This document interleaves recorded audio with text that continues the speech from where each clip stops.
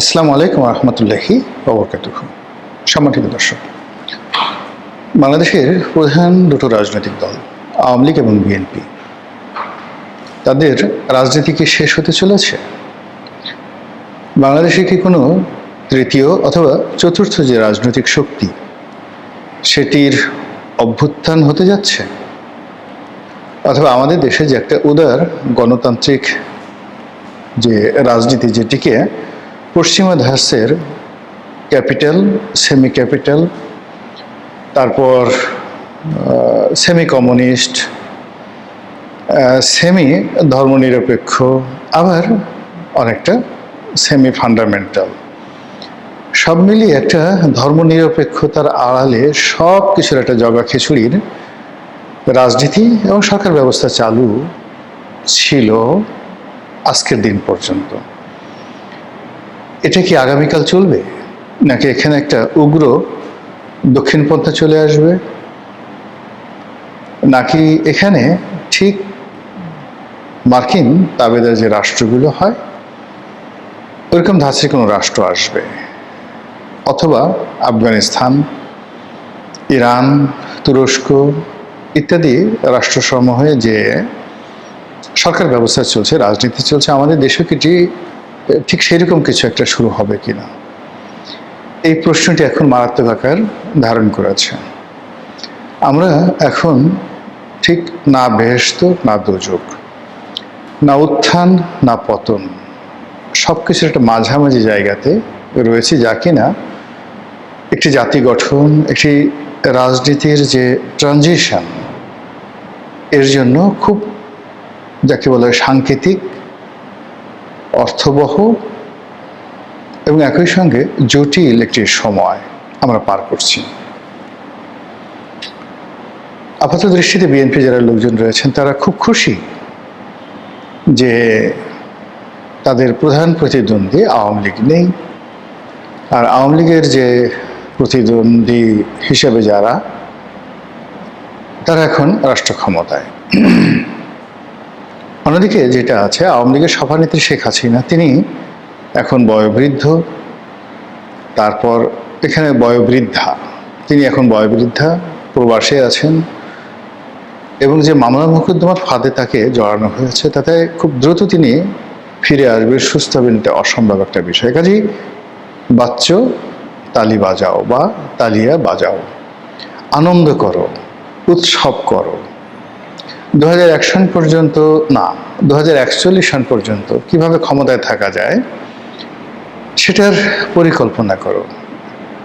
এভাবে কি সম্ভব, নাকি ওই দেখা যায় সিঁদুরে মেঘ, ওই আসছে কালবৈশাখী, কিংবা চারিদিক থেকে সুনামির আভাস পাওয়া যাচ্ছে, সে অনুযায়ী আত্মরক্ষার জন্য প্রস্তুতি নাও?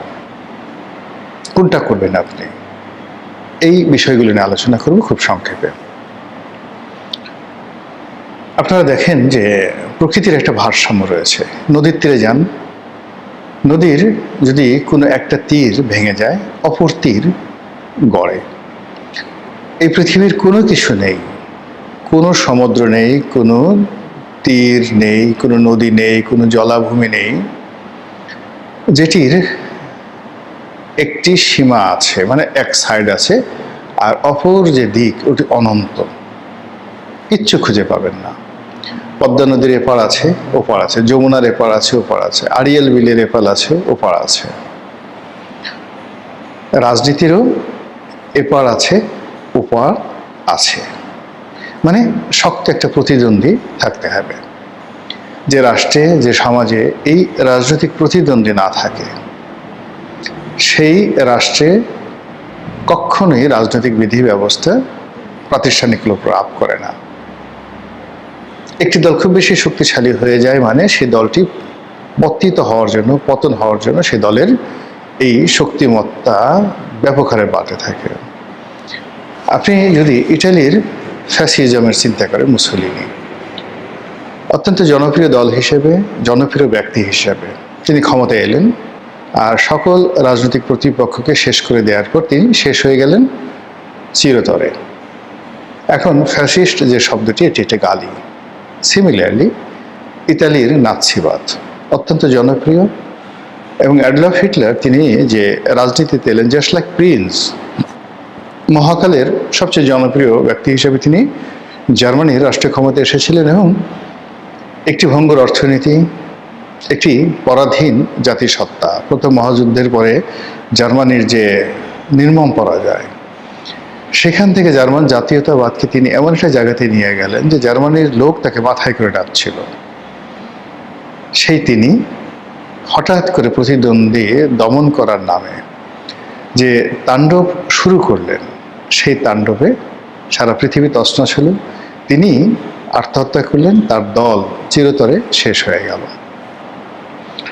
তো সেই দিক থেকে আমাদের বাংলাদেশে এই যে মানে প্রতিপক্ষকে দমন করার যে কালচার, এটা শুরু হয়ে গেল এরশাদ জামানা থেকে।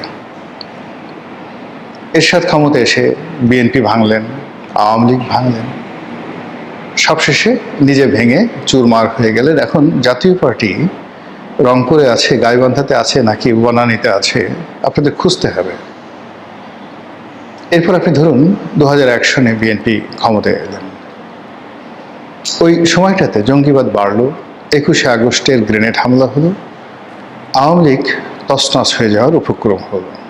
বিনিময়ে 11 এলো, বিএনপি সেই যে তার উপর যে জুলুম নির্যাতন অত্যাচার শুরু হলো, যার ফলে 17টি বছর এই দলটি ক্ষমতার বাইরে। এখান থেকে আওয়ামী লীগ কোনো শিক্ষা নিল না, তারা ক্ষমতায় আসার পর বিএনপিকে ভাঙার চেষ্টা করলো, আবার প্রতিদ্বন্দ্বী সরানোর চেষ্টা করলো।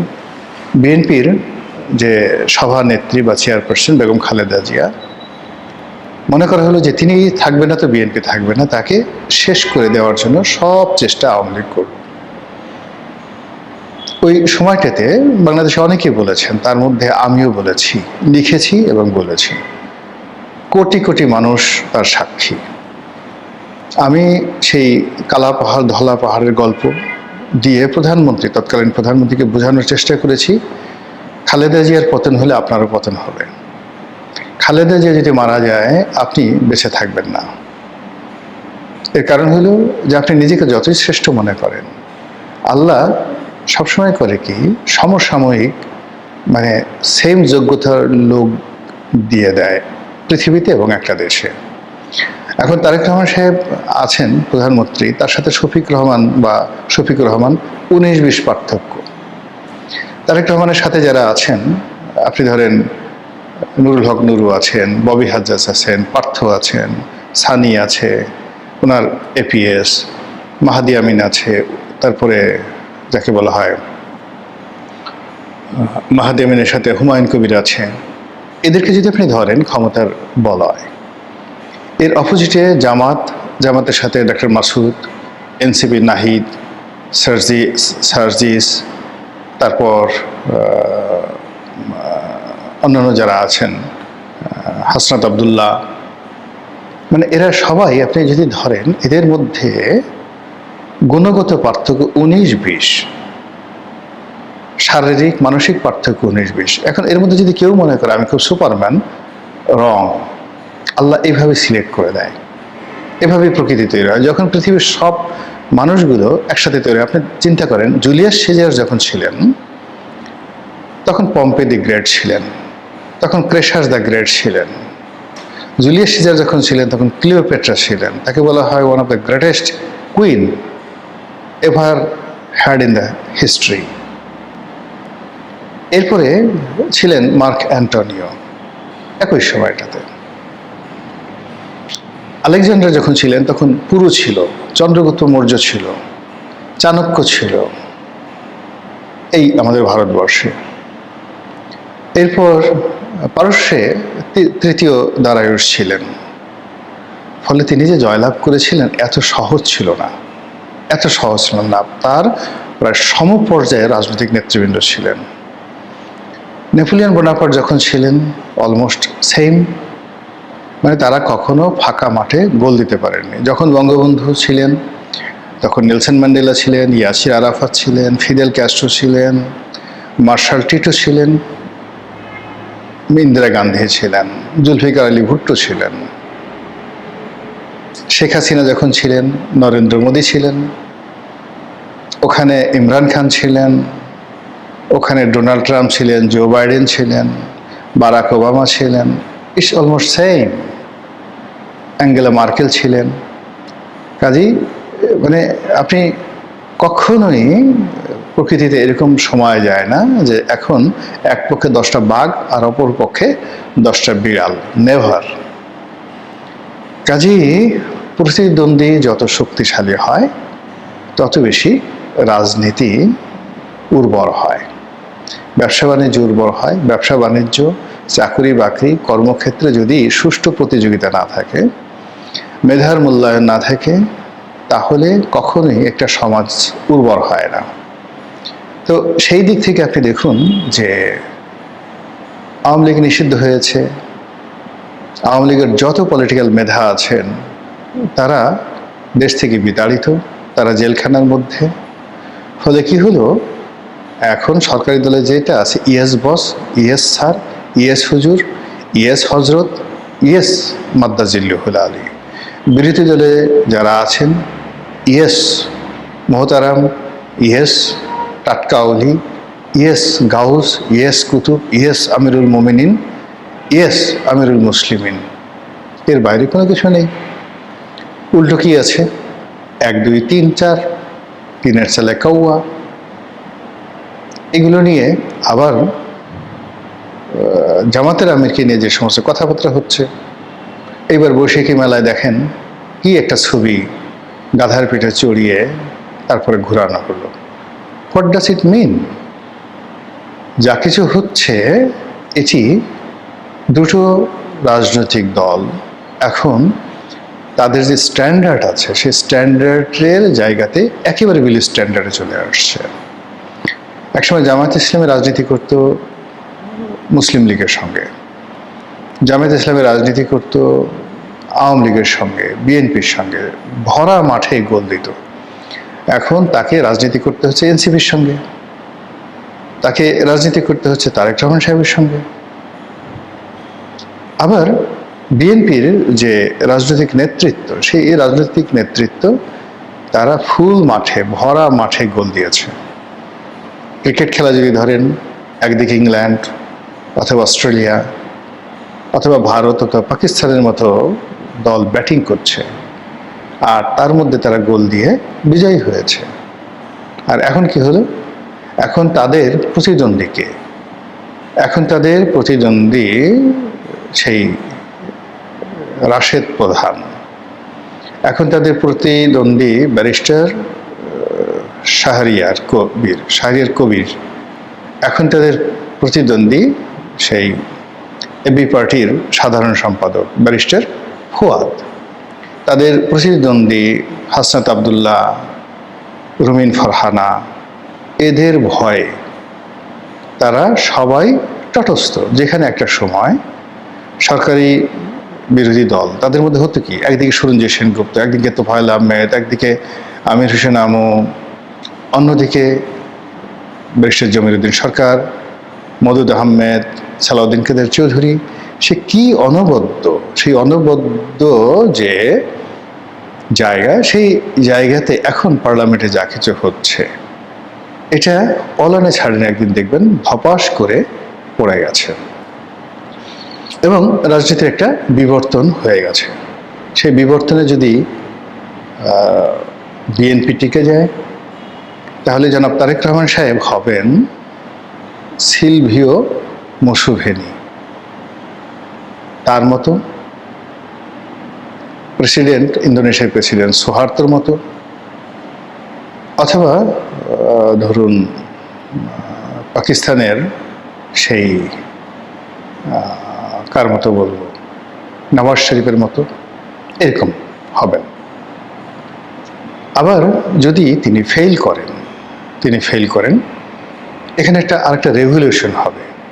সেই রেভলিউশনে হাসনা, সার্জিস এদের নেতৃত্বে নয়, এদের চেয়ে আরও ছোট, বিশ্ববিদ্যালয়ে ফার্স্ট ইয়ারে পড়েন, সেকেন্ড ইয়ারে পড়েন, এইরকম লোকজন নেতা হয়ে যাবেন। ছোট ছোট আবাবিল পাখি, ছোট ছোট সেই আবাবিল পাখির হাতে ছোট ছোট পাথর, এই প্রস্তর যুগে আপনি চলে যাবেন। জামাতের নেতৃত্বে যদি একটা ইসলামী বিপ্লব হয়, তাহলে আপনার সেই সপ্তদশ শতাব্দীতে আবু ওহাব নজদি তিনি যে সংস্কার করেছিলেন ইবনে সৌদ পরিবারকে নিয়ে, ইবনে সৌদ ডাইনেস্টি প্রতিষ্ঠা করেছিলেন সমস্ত জাজিরাতুল আরবে, তেমনি একটা ঘটনা এখানে ঘটবে যদি তিনি সফল হন। আর যদি জামাত ব্যর্থ হয়, তাহলে এখানে মুরসির মতো ঘটনা ঘটতে পারে, অথবা মোল্লা ওমরের মতো ঘটনা ঘটতে পারে, ইত্যাদি নানা কিছু। তো এই যে একটা বিবর্তনের সময় যাচ্ছে, এর মূল কারণ হলো প্রায় সব ক্ষেত্রে কোনো প্রতিদ্বন্দ্বী নেই, একচেটিয়া, ব্যবসা বাণিজ্য একচেটিয়া, কন্ট্রাক্টরিতে একচেটিয়া, নিয়োগ বদলিতে একচেটিয়া, রাজনীতির ক্ষমতায় একচেটিয়া, ব্যক্তির ইচ্ছা, এখানে সব কিছু, সব মিলিয়ে আমরা কোন দিকে যাচ্ছি আশা করি আপনারা বুঝতে পেরেছেন। মহান আল্লাহ আমাদের সবাইকে হেদায়েত দান করুন এবং হেফাজত করুন। আসসালামু আলাইকুম ওয়া রাহমাতুল্লাহি ওয়া বারাকাতুহু।